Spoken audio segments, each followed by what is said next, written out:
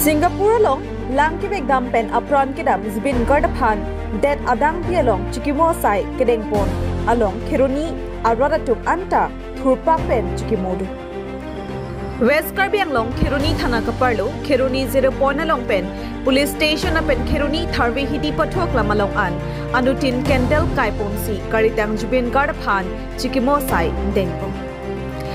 Patumi Arnikang Sam Apor Kiruni Aradatum Ongdum Arad Chetongsi Lunsipu Kalitang Zbin Gardapan Kendall Kaiponsi Kiruni Police Station Pen Chenglok Kiruni Tharvi Hidi An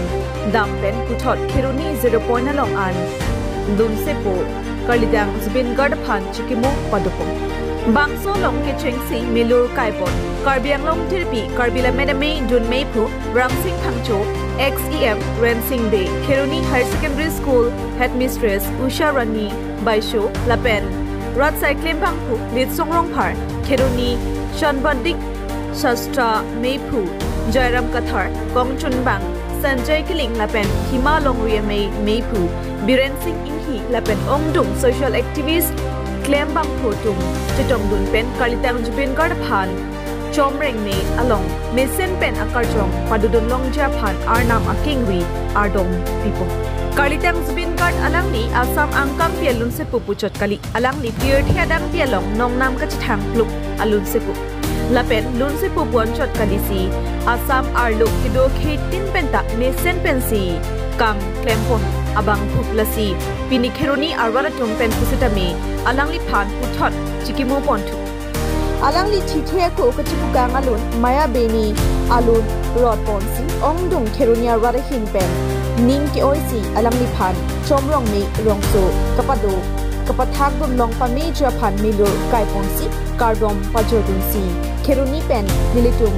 Apheragi Rensing Teronahin Pen Birda Nampalu Zbin Garg এগৰাকী কেৱল আমন্ত্ৰণ জনাইছো তেওঁ অসমৰ পাহাৰে ভৈয়ামে যিখিনি জাতি জনগোষ্ঠীৰ মানুহ আছে সকলোৰে হৃদয়ৰ স্পন্দন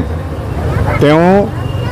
এগৰাকী কেৱল সাধাৰণ শিল্পীয়ে নহয় তেনেকুৱা শিল্পীটো বহুত আছে কিন্তু জুবিন গাৰ্গে যেটো অৱদান অসমবাসীৰ বাবে দি থৈ গৈছে আৰু পাহাৰ আৰু ভৈয়ামৰ যি একতাৰ দুল আছে সেই একতাৰ দুলেৰে বান্ধি ৰখাৰ যেটো প্ৰয়াস তেওঁ কৰিছিল আৰু তেনেধৰণৰ প্ৰয়াস হয়তো বিষ্ণু ৰাভাৰ দিনত কৰা হৈছিল আমি দেখিবলৈ পাইছিলো ভূপেন হাজৰিকাৰ হৈছিল বিশেষকৈ যুৱ প্ৰজন্মৰ মাজত তেনেধৰণৰ জুবিন গাৰ্গৰ দৰে এগৰাকী প্ৰতিভাবান শিল্পীয়ে মানে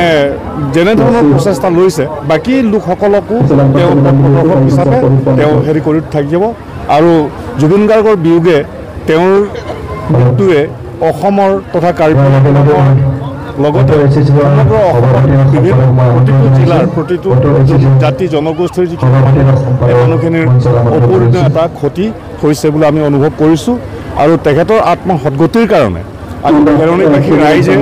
যি শ্ৰদ্ধাঞ্জলি সমূহীয়া শ্ৰদ্ধাঞ্জলিৰ যিটো অনুষ্ঠান ইয়াত আয়োজন কৰা হৈছে সেইকাৰণে আমি অতি মৰ্মাহত আৰু অতি দুখেৰে আজি আমি এই